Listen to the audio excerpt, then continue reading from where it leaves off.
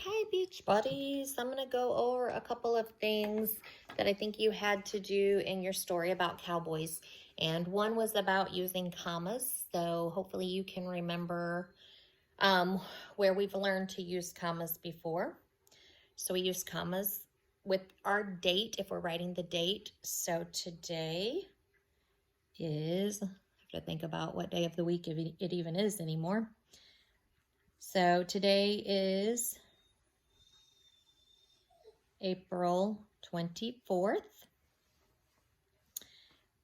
2020. So if I were to write this, do you know where the comma would go? Between our date and our year. So we would do it like that. April 24th, 2020 is our year. Okay, we also use a comma when we're writing a letter after our greeting. So if I were writing you guys, hopefully everybody enjoyed their letter from me. I think you've all received it by now. And I've got some letters back, which I love. So thank you to those of you who took time to write me back. So if I were writing you guys, I would put Dear Beach Buddies, and I would put a comma after that. And it would also go in one more part of the letter, do you remember? So I would write, after my greeting, I would write the body of the letter, which is everything that I want to say. And then I would write my closing. Love, or from, or sincerely, or your teacher. I could use any of those closings. And then I would put a comma after that as well. And then my name. All right, so we've already talked about using commas in those circumstances, but another thing that we use commas with that we haven't talked a lot about is when we're writing like a list of 3 or more things.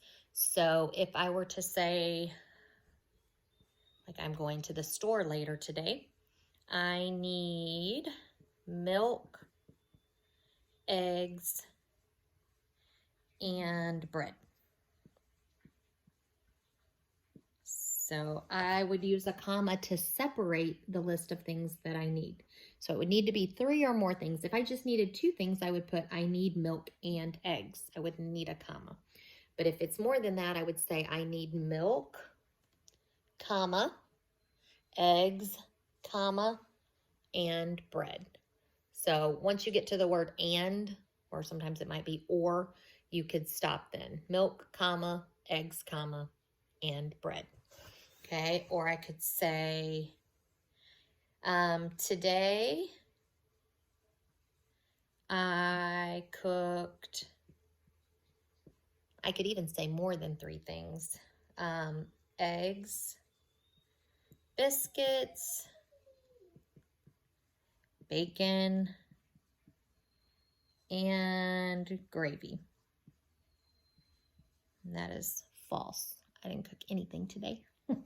So it can be more than that, and I would use a comma all the way up again until that and. So I cooked eggs, comma, biscuits, comma, bacon, comma, and gravy.